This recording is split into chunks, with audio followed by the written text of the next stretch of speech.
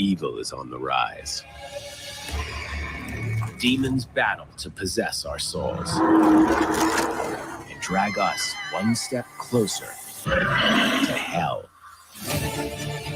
But now, there is a gathering of spiritual warriors who defend us against the devil's minions. Go back to hell! Saint Michael the Archangel, defend us in battle. And unite to banish the demons in our midst. This was the case that opened my eyes. This 17-year-old girl was so distraught that she would do anything to talk to her dad one more time. Disturbing things started happening. You could feel the presence. It was just terrifying. We ended up having our very first demonic experience. It frightened me. It frightened me to the core. Demons wait patiently for the ultimate checkmate, the rise of the Antichrist, which will lead to the final battle between good and evil. Until then, the spiritual warfare will continue. These are the true stories of the Legion of Exorcists.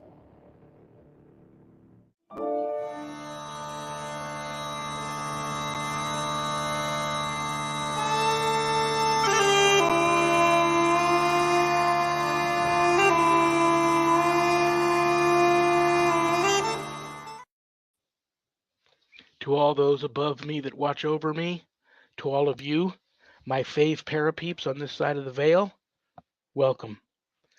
This is the Paranormal Ministry. I'm your host, Shawn Whittington.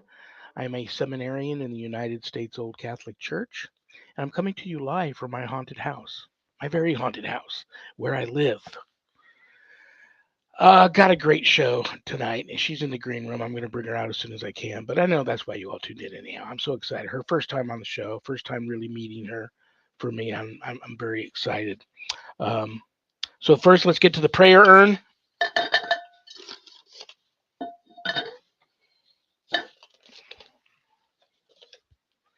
Richard W. from Texas. Hi, Richard. Bought a historic house out in the country. Uh-oh. Go figure, it's haunted. I knew it before you even told me. Possibly something up to no good. Can I have a cleansing prayer? I haven't done this in a while, Richard, and that's a great request, and we're going to do that. I assume you're watching, so what I need you to do right now, brother, is crank the volume up on your speakers, and anybody else out there that's watching that may be having some paranormal issues that might be of a little darker nature. This prayer is for you too, so crank your speakers up. Here we go.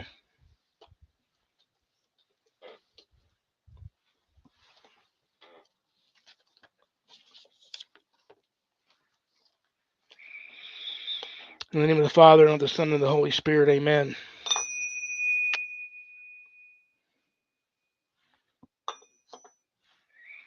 Lord Jesus Christ, in thy name I ask thee to bind and silence all powers and forces that do not accept thee as Lord and King, in the air, in the water, in the ground, the netherworld and nature, and the spiritual world. I ask thee to bind all demonic action and demonic communication. Lord, seal this whole place, all of us here, and all our intentions in the precious blood of Jesus Christ. Mary, we ask thee to surround us with thy mantle of protection and crush Satan's power in our lives. Saint Michael the Archangel, we ask you and all our guardian angels to defend us in battle against Satan and the powers of darkness. Amen. In the name of the Father, and of the Son, and of the Holy Spirit. Amen. Brother, it's simple. Richard, this is your house. You bought it. You live there now. It's all about authority. You take authority. And keep praying. Have your house blessed and cleansed. Get up. Actually, reach out to me later. I'll send you something, maybe a gift package, and you can bless and cleanse your house yourself. It's all about you. You have the power to take it back and turn your life around and take authority over your home. So let's do that later. Okay. The Paranormal Ministry mailbag. Hey, before you continue, look at this. We just played the trailer, right? Yeah.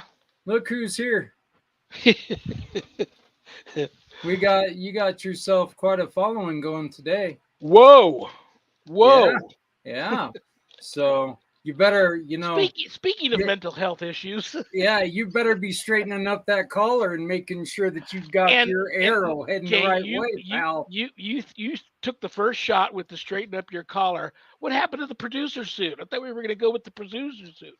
Like I said, I got all my laundry done. All right, brother. Ruth B. from Oklahoma. Oklahoma. My father was born and raised there. I love Oklahoma. I haven't heard from an Okie in a long time. I hope you don't mind me calling you an Okie, Ruth. I work at a mortuary. Uh-oh. I didn't think I was psychic, but more and more I'm experiencing spirits following me home from my job. I'm a little troubled by this. What should I do? Well, your job is very important. I don't know exactly what it is you do, but I'm thinking of the ferryman who takes the people across the river to the place where the dead go. I'm thinking of grave diggers are very important. There's all respect. Groundskeepers at cemeteries. It's all about respecting the dead. Many times these dead people, you probably already know this, Ruth. Many times these dead people come to you. They're attached to their body still. They're a little freaked out. They may know they're dead. Maybe they don't know they're dead, but there's some trauma going on there. So listen, I always do what my mother told me. May she rest in peace. When I was a young kid seeing spirit, they're just people that don't have a body anymore. And if they're appearing to you, there's a reason. They either have a message or they need your help. So you ask them, do you have a message for me? Do you need my help? If you can help, try. If you can't, you be honest with them. Tell them that you can't, but tell them that they're dead. They need to cross over, and you respect them and you pray for them. And that's about all you can do. But the job you do is very important. Whatever it is you do at a mortuary is important. So God bless you. Okay.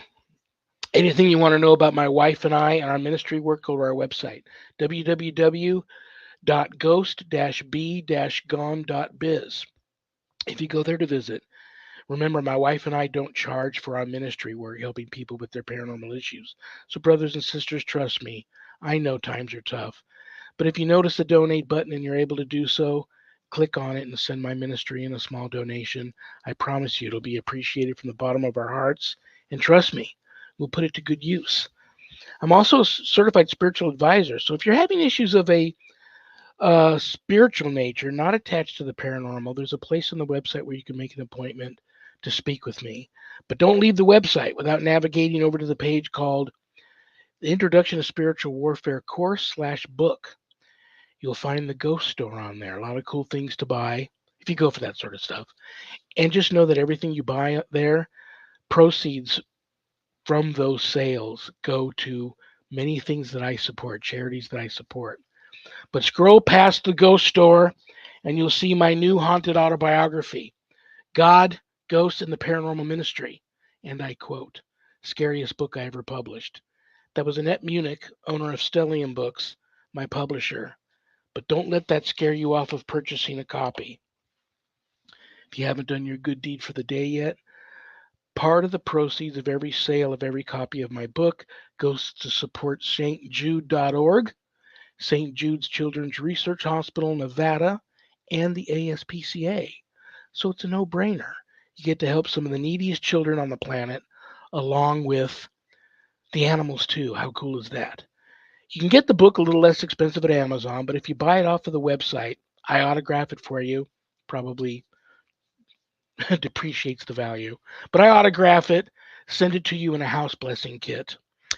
And this is a great time to get the first book and get all caught up because about a week from now, on Memorial Day, my second book, God, Ghosts, and the Paranormal Ministry 2, Chronicles of an American Exorcist, comes out. So it's a great time for you to get the first one, get all caught up before you rush right out there and get the second book. And it'll be the same thing. You can get the second book at Amazon and autographed off of the website in a house blessing kit. And I think my publisher's even arranging a deal where you save some money if you get a package, the two together. So we'll see. Anyway, scroll past the book and you'll see the Introduction to Spiritual Warfare course. I offer a 12-week online college-level course, Introduction to Spiritual Warfare. And this is a course for all you true warriors for Christ out there that feel a calling and a longing to want to have more knowledge when it comes to drawing your line in the sand, making a stand, circling the wagons, putting up a good fight against, God forbid, true evil if it ever comes calling. This is the course for you. You can enroll in the course at the website. If you want more information about the course before making that type of commitment, there is a Introduction to Spiritual Warfare course Facebook page that you can go to and read about the course, or just reach out to me and we can talk. No, the course is not going to teach you how to be an exorcist. That's a completely different calling. But this course is Introduction to Spiritual Warfare through my eyes, what I've experienced and seen and how I've dealt with it over the past 10 years, let's say, roughly. So all my students that graduate get a stunning diploma, certificate of completion, suited for framing, along with some other very special blessed gifts that you can only get from yours truly. So, most importantly, please keep all of my former, current, and future students in your prayers. Thank you very much. Okay, the moment of truth. The reason why you all tuned in. First time on the show, first time meeting her. I'm very excited. Lifelong personal paranormal experiencer, paranormal investigator, paranormal authority, paranormal enthusiast. First woman demonologist in the United States Old Catholic Church. How cool is that? Brothers and sisters, please give a warm paranormal ministry family welcome to the one and only Leslie Cody. Hi. Leslie, you look very pretty tonight. How are you? Thank you. I'm good. I'm really good. Just got moved into our new house. So how old's the house?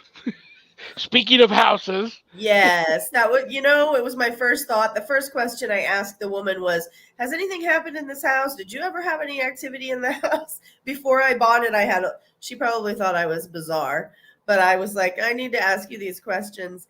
No, it's 61. It was built in 61. It's fantastic. We really That's older than my house. Mine was built in like 79, and well, I think my wife and I brought a lot of the spirits here, but 61. And you're also Illinois. Mm-hmm. I get so many people reaching out to me from the Midwest with haunting issues because you guys are so rich and steeped in history, especially like Native American and indigenous history. Yes. A lot of hauntings attached to that, but I'm glad your home is quiet and hopefully, well, I hate to do this to you. I'll just throw and you already know this, what you do and the path you've chosen, which God laid in your lap. Mm-hmm. Your house may not stay quiet for long. Oh, yes.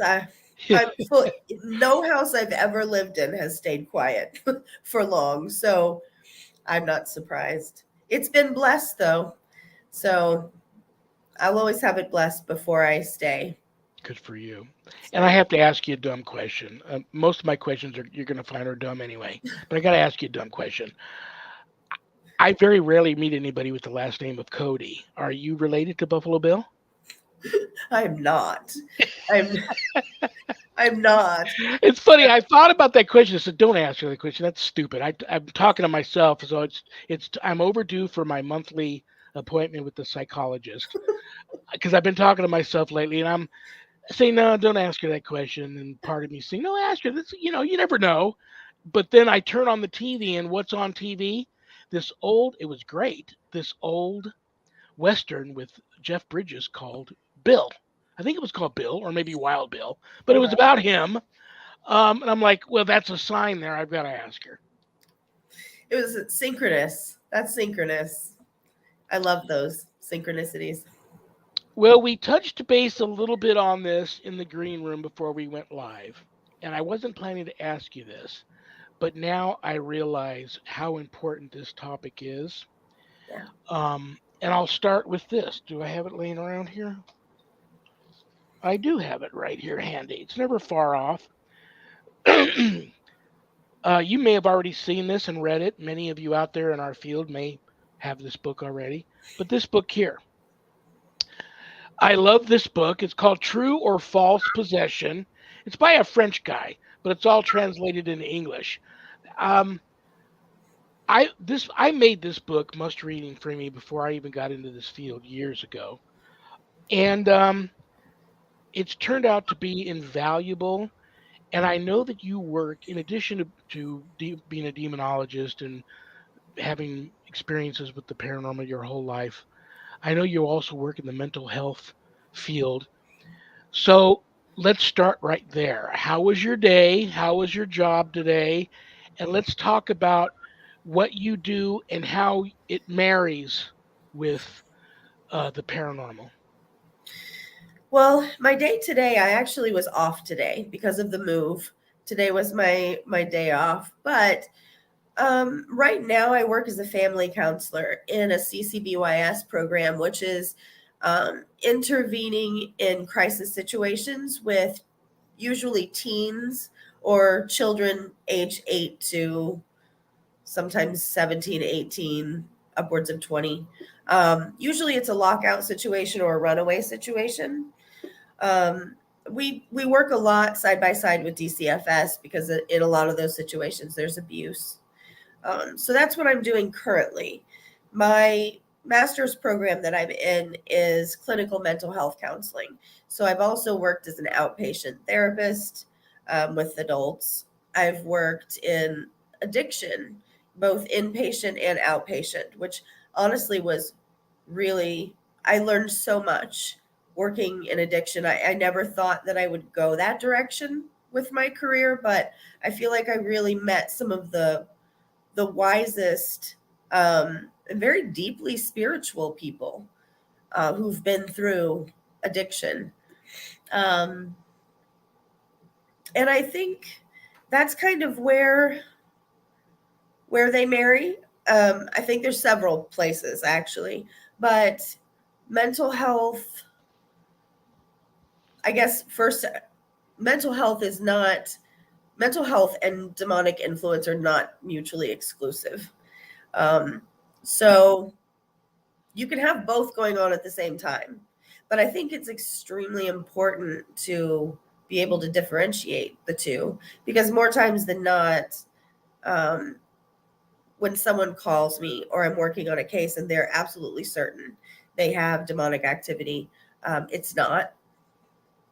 And frequently I see mental illness, and it's usually not very severe. Like we're not looking at things like schizophrenia. Sometimes there's bipolar, but more often than not, really, it's just kind of some personality disorders and maybe some depression or anxiety that's sort of manifested in a paranoia or something like that. But it's important to know the difference, I think, because if I didn't, some of the stuff might look paranormal. What's interesting is that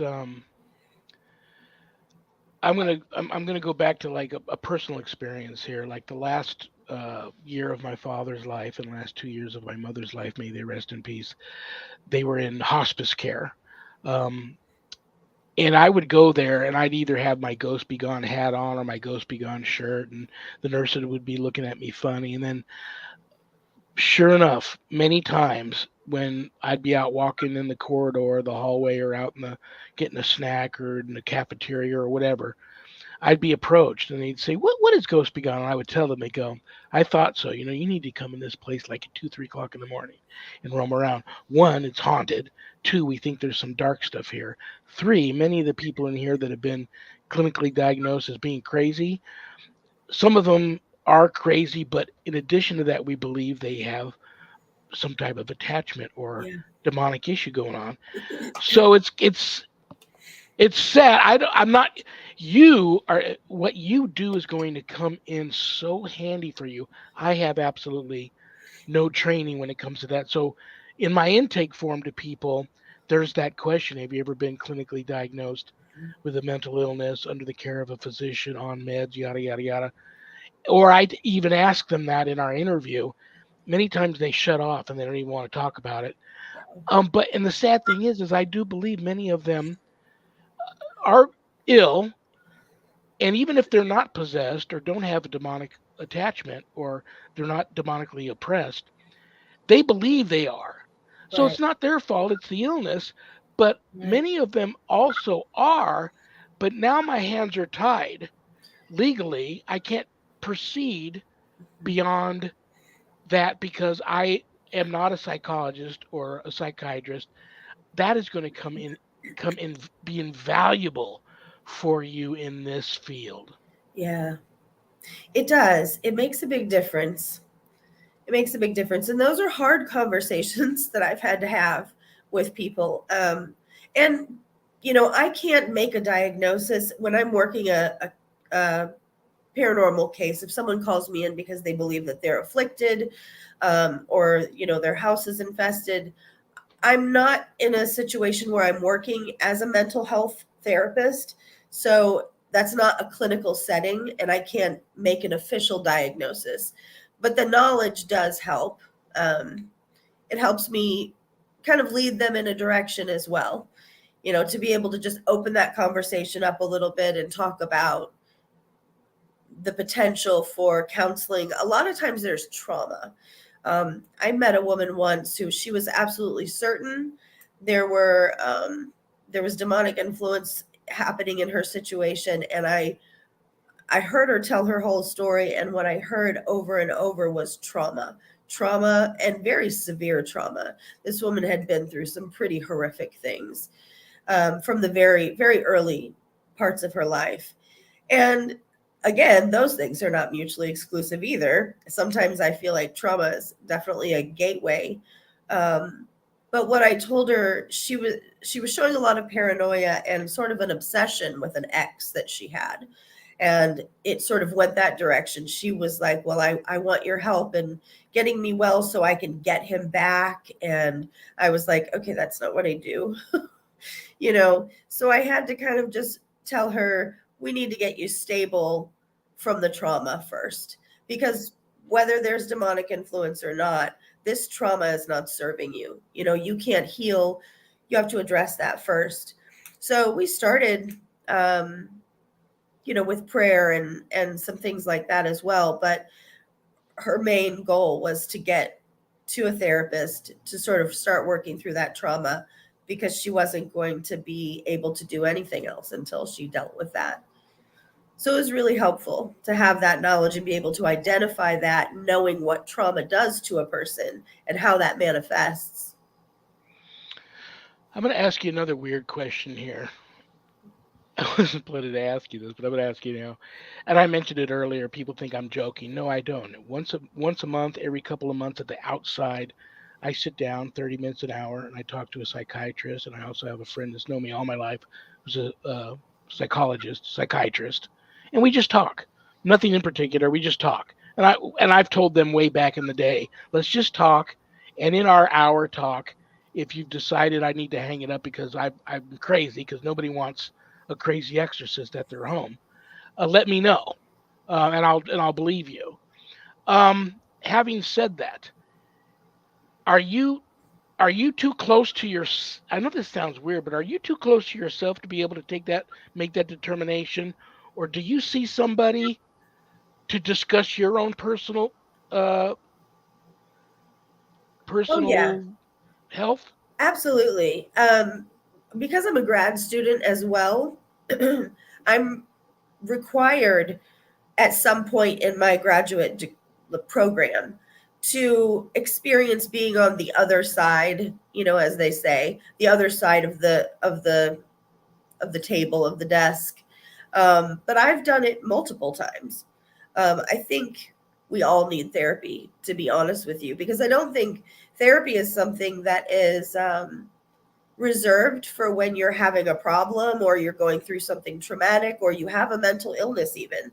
Therapy is an objective perspective, and you're asking someone to sit and sort of mediate and be present with you and help you process things. So you can be completely healthy, having a wonderful life and no problems at all. And I still think a therapist is beneficial. It just sort of keeps us grounded. So we don't get wrapped up sort of in our own minds. I think the biggest thing, I'm very honest and open with people about this, that there's still many things that I struggle with in this field, especially. And one of them is I still struggle when I get cases where people call me and they tell me they're living a good life. They're a good person. They're religious. They're just good people. Never hurt, can't recall having any history in their life where they might have hurt anybody and had somebody get mad enough at them to put a curse on them or anything of that nature.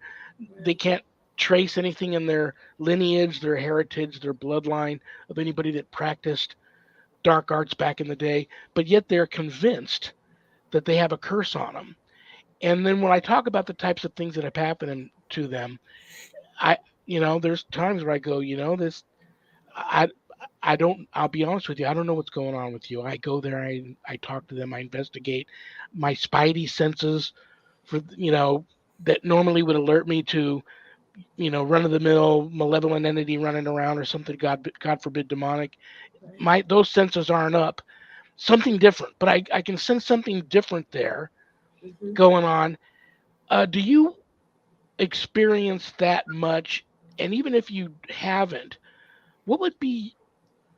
how would you approach somebody coming to you that thinks they have a curse on them? Well, the situation that you're talking about specifically, I have had that experience where, we'll go through the whole intake questionnaire, which is pretty extensive.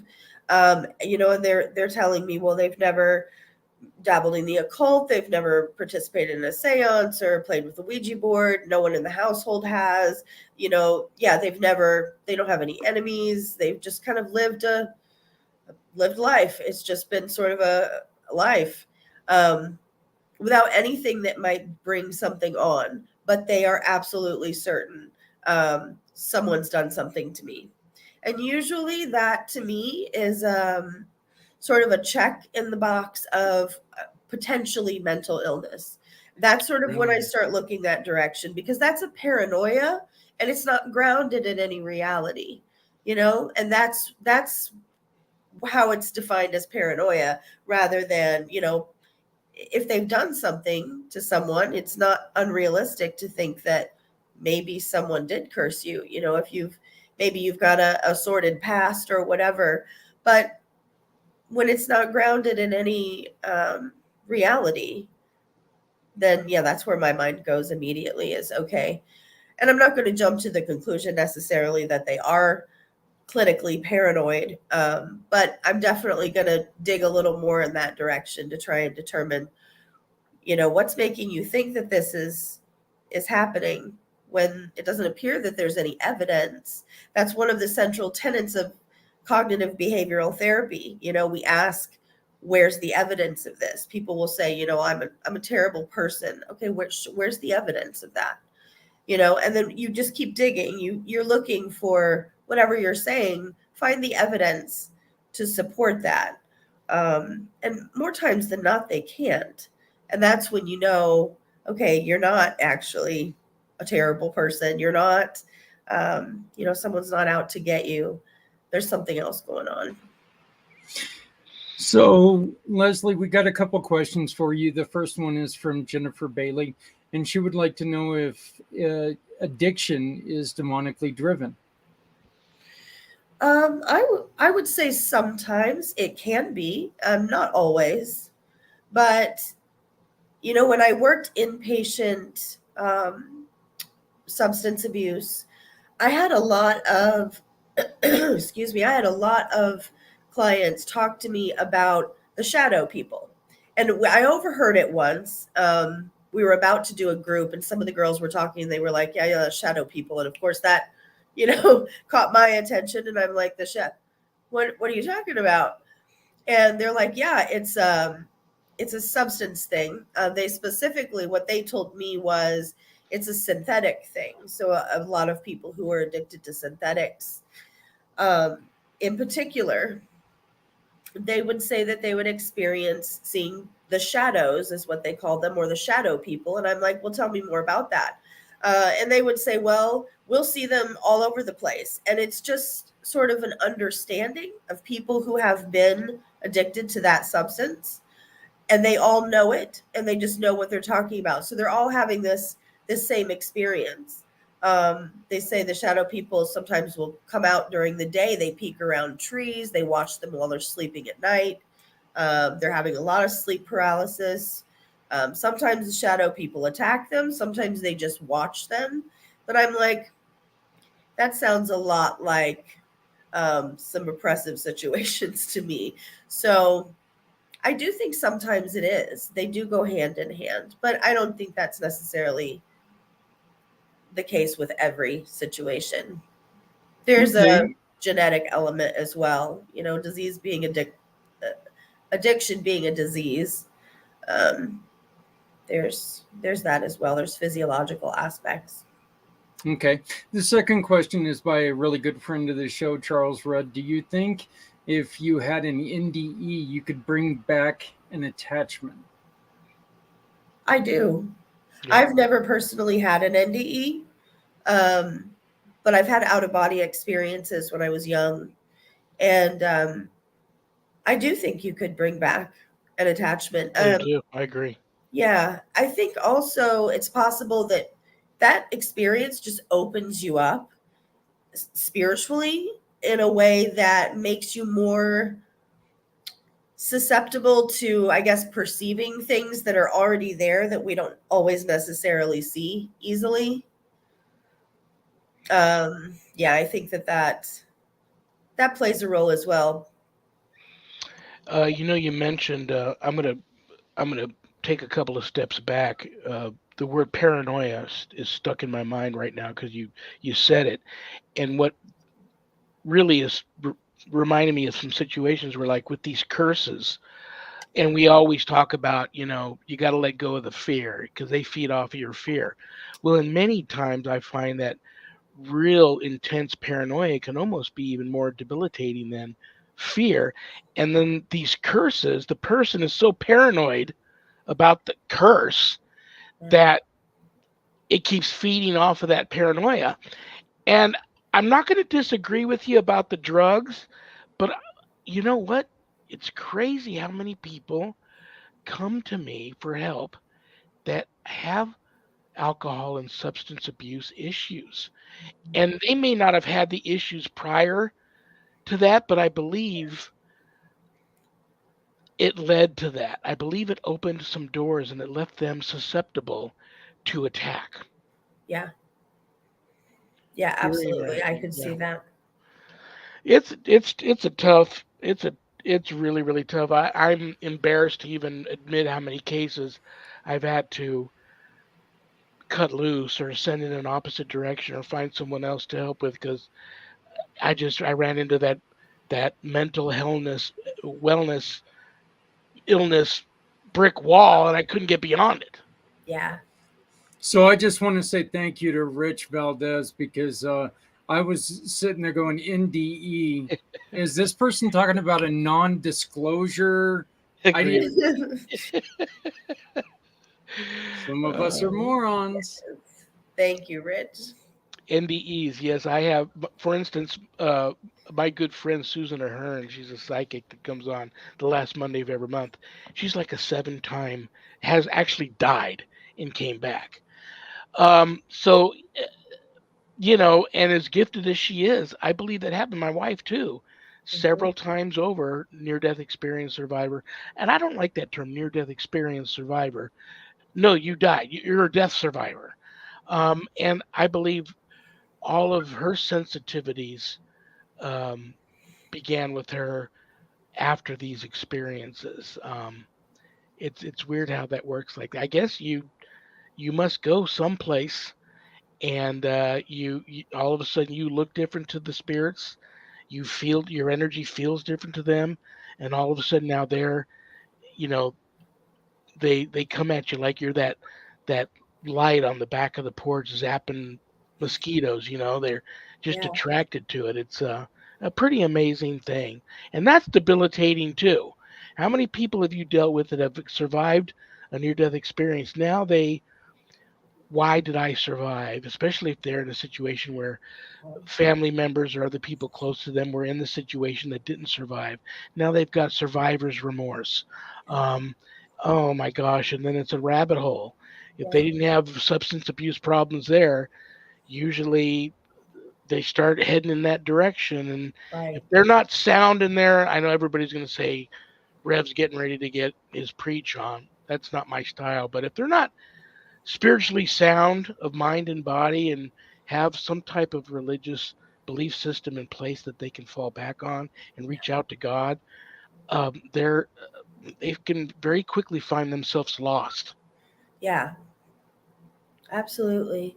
That guilt, we talk about that in substance abuse counseling, the guilt and the shame that comes with some of the things that they've experienced or some of the things that they've done or that have been done to them when they're in active addiction is terribly traumatizing.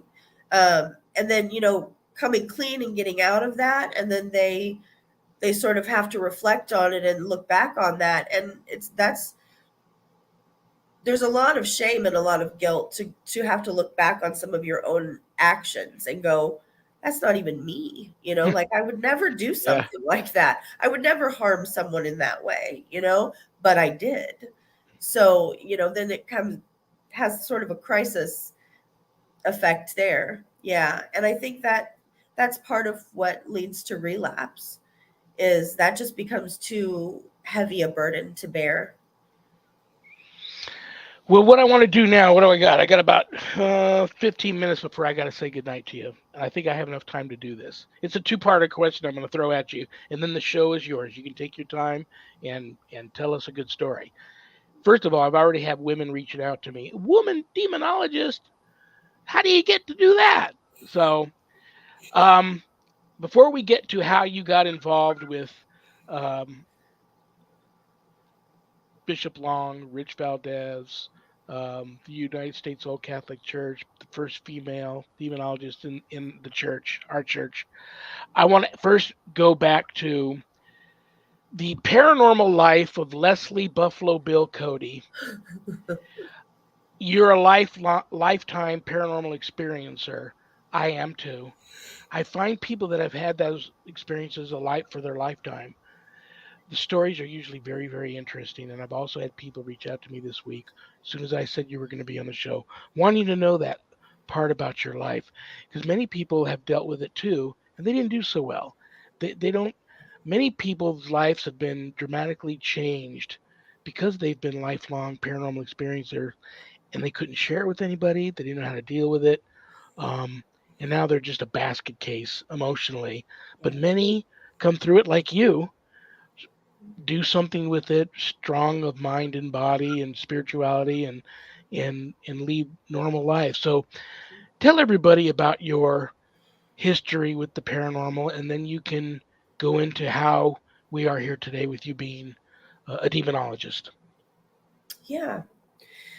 So history, well, how far back would you like me to go? Because As yeah, far back as you want to go, anything you feel you want to share with us. okay.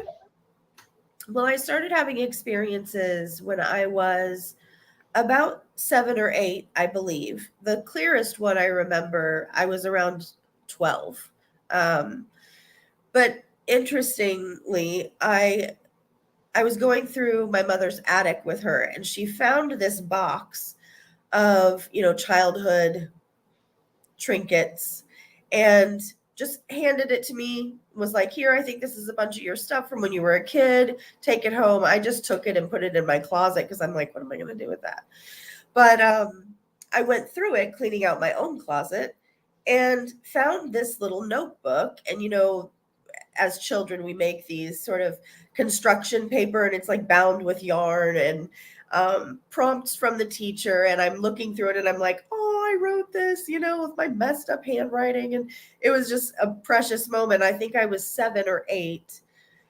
And one of the questions was, what's your favorite food? What's your favorite color? And then I noticed it said, what are you afraid of? And I was like, what was I afraid of? And I had written the shadows. And I was like, whoa. It really struck me, because I thought, I don't remember the shadows coming until I was 11 or 12. And so I thought, wow, they've been there longer than I even remember. Wow. Yeah. And so that was a very pivotal moment. It just sort of humbling, like, wow, I didn't even know, but I'm not surprised somehow. I was a really spiritual kid. Like, I would say probably in a weird way, just simply weird because not many kids around me were like that. I was always drawn to creepy things, first of all. They didn't scare me. I was fascinated by them.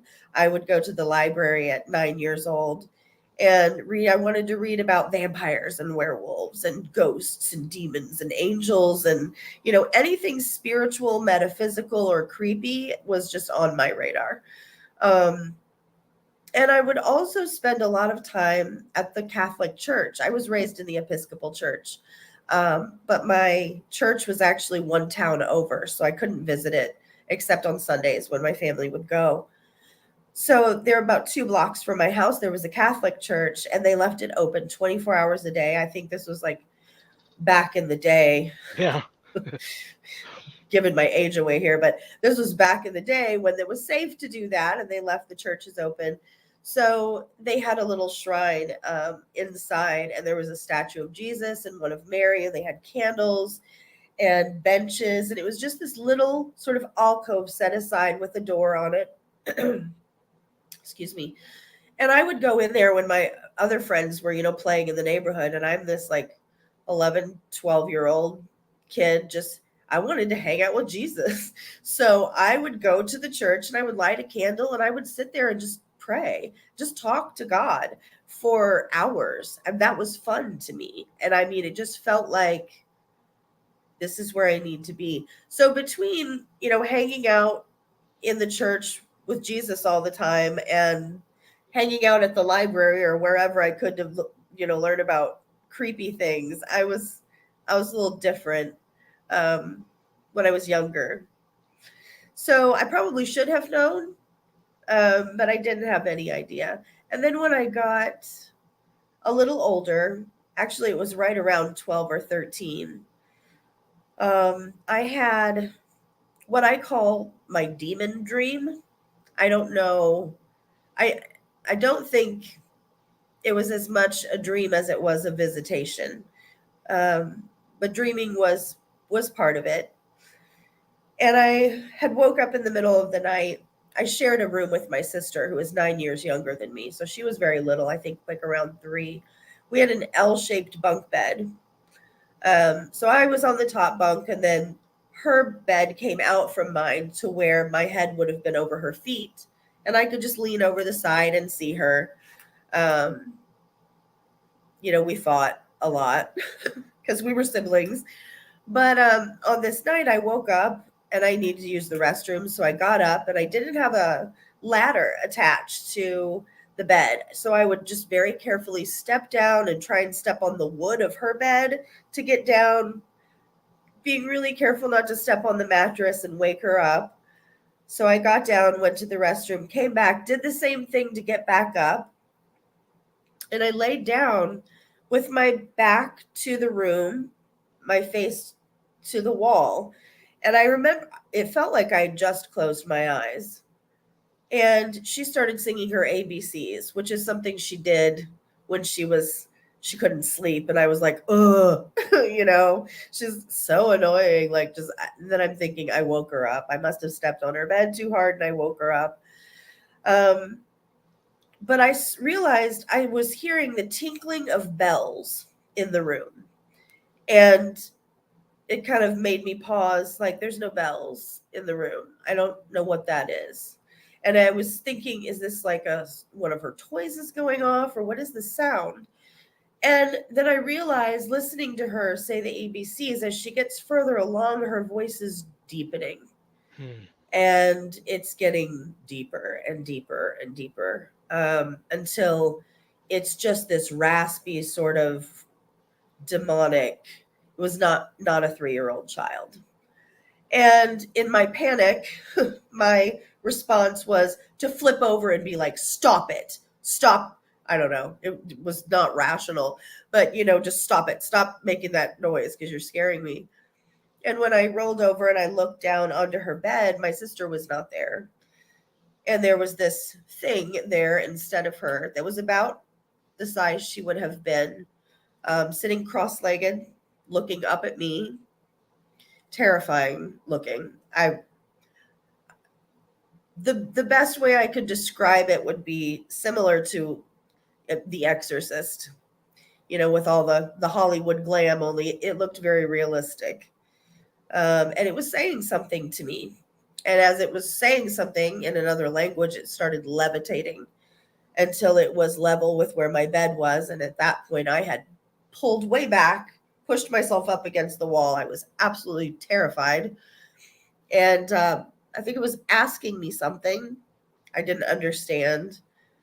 But when I didn't answer, it sort of leaned forward and asked it again, looked very angry, had red eyes. And I just took off the side of my bed and ran to my parents' room. And then I woke up. So woke up in my bed, terrified to go back in my room for quite a while. But that was the first experience. And then from there, I had a lot more after that. Really, they never stopped. I still have them now, but they're not quite that intense. And it led me to paranormal investigation. I wanted to, find some answers. And I thought that was the way. And I think it served its purpose at the time. I needed to have those experiences, and I worked with some really incredible people, and learned a lot. And then sort of started realizing after one case in particular that was legitimately demonic. The woman was possessed, and I was not ready. I thought I would have been ready for that, but being in it was completely different than what I anticipated it would be like. So at that point, I realized there's a big difference, and Rich will be so proud of me for saying this. There is a big difference between paranormal investigation and religious demonology. And at that point, I realized I can't just go and investigate anymore. Like, this is not, now that I know what I know, because I witnessed things that just shouldn't have even been possible, levitation. I witnessed my friend being stuck to the wall and sliding up the wall and being held there, people being scratched. People, when you tell that to people go, "Oh, that doesn't seem so scary." No, when you when you have an actual out of body experience witnessing it, and it's like, you think you're going for a moment or two, you think you're going crazy. You think, am I really seeing this? It's very frightening. And it's different to watch it on TV or in the movies or read about it, but to experience it, it's it's silly. But even to be in a room, and you're in there with something that doesn't want you there, and it does something like, with the force of like 10 big men slam a door so hard that the door cracks in the middle and almost caves in. Yeah. A lot of people go, "Oh, the door just slammed. It could have been wind." No, it's different. And even a door slam can be really frightening. Yeah. You can feel your heart like almost come out of your chest and like skip a beat. I know that's cliche, but just that can be extremely frightening. Absolutely. And I think because when you're in that situation, there's an element there's an energetic shift that is very real, that we pick up on, that isn't necessarily apparent to people. Like, for example, when you're watching something on TV, you could be watching an investigation on TV, and it's easy to sit there from, the comfort of your couch and go, well, that wasn't that scary. That's so funny. He screamed, or, whatever. And it's like, when you're in it, there's a, Different. it's different. There's a feeling and a quality of feeling that happens. Thank you, Rich. There's a quality of feeling that happens there, that makes it very real. You can tell when something is just unnatural. And I think that's what really strikes you. So it's like, no, it's not just a door that's slammed. I think your senses pick up on something is present that is not human and not like anything I've ever experienced before. And I think that's what sort of triggers that fear, for sure. Well, you real quick before I let you answer this next question, did you have fun when you come back? Because I got to have you back.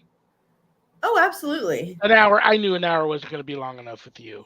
Absolutely. I'd So love to. I'll throw some more dates at you later tonight. But Okay. in just a few minutes I have left, how did this all lead to Bishop James Long and Rich Valdez and the United States Old Catholic Church? Well, I had started with the Paranormal Clergy Institute. I was involved as a team that assisted with the Institute.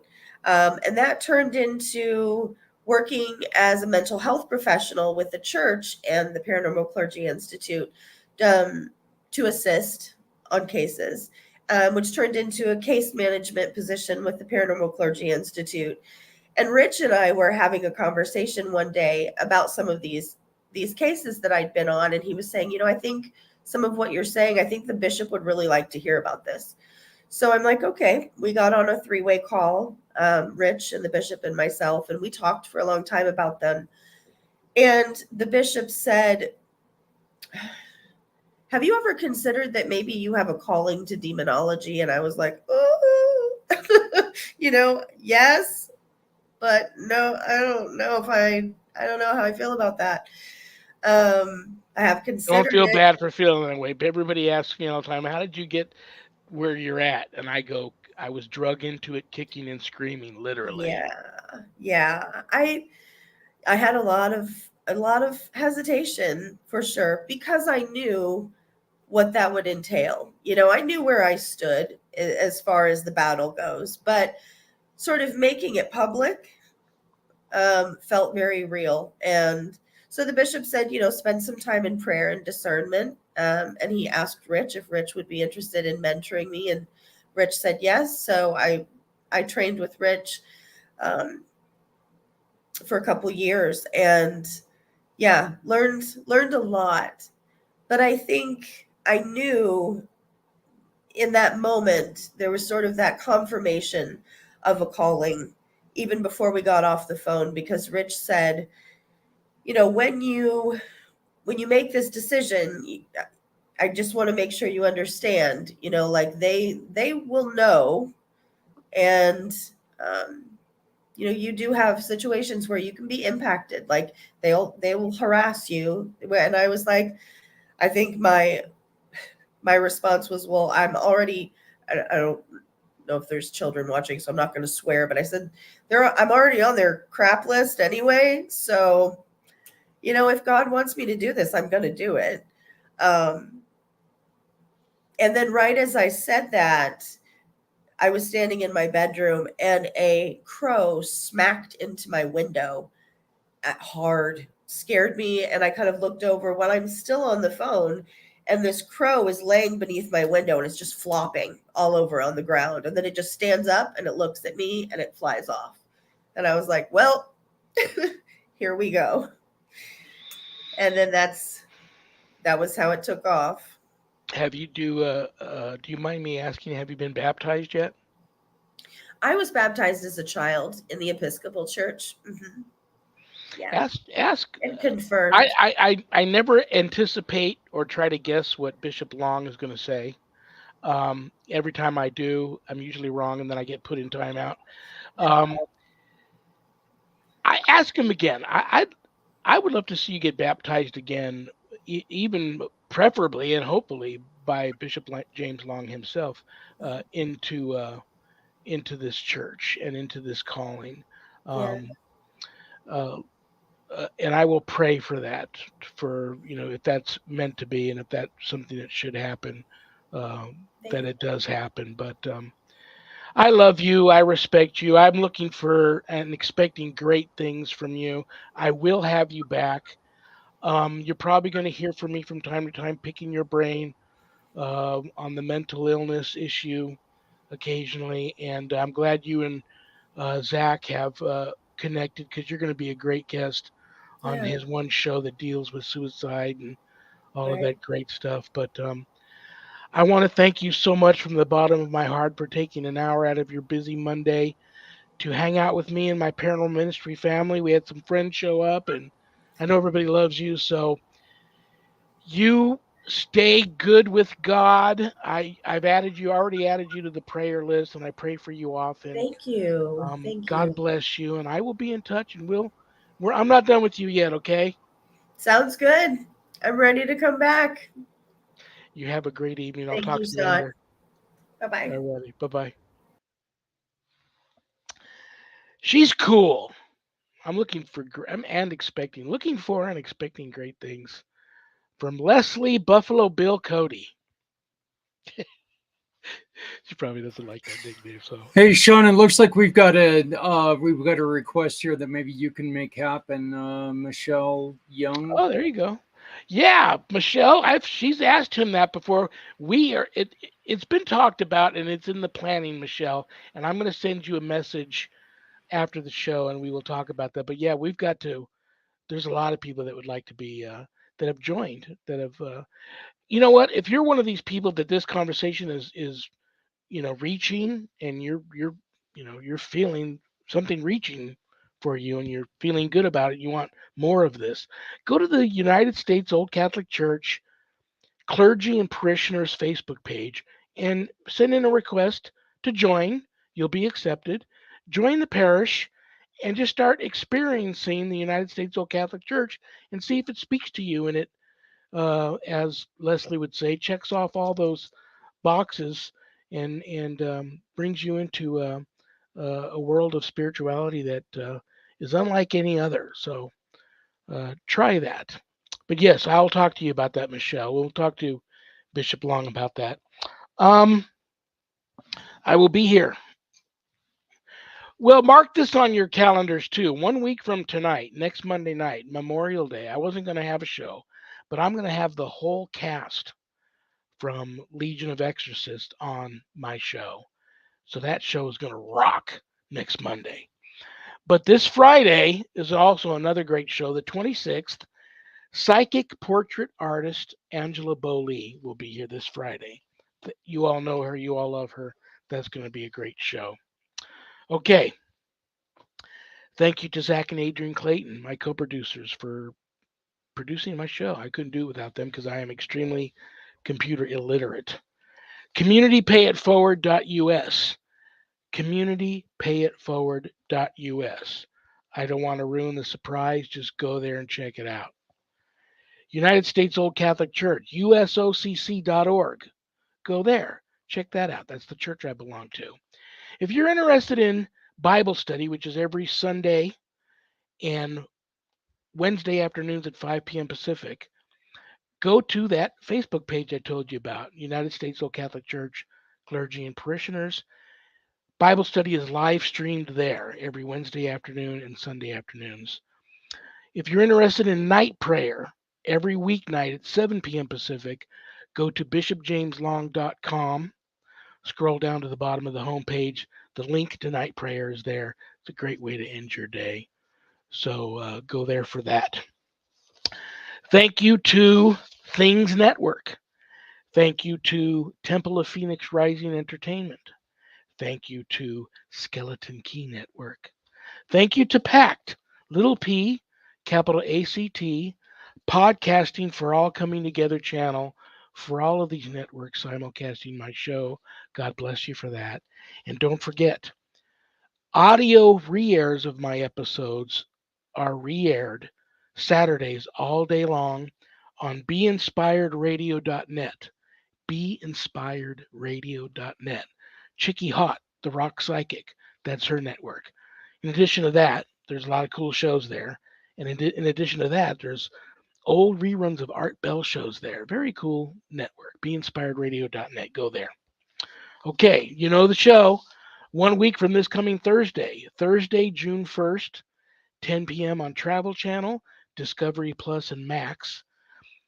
Eli Roth presents the Legion of Exorcists. I'm blessed to be a part of that project, and I'm looking forward to you all seeing it. And I hope and pray you all enjoy it. Okay, bad joke time. I'm going to pull a bad joke that one of you sent in out of this haunted carnival barker hat. And it's my poor attempt to put a smile on everybody's face before I say goodnight.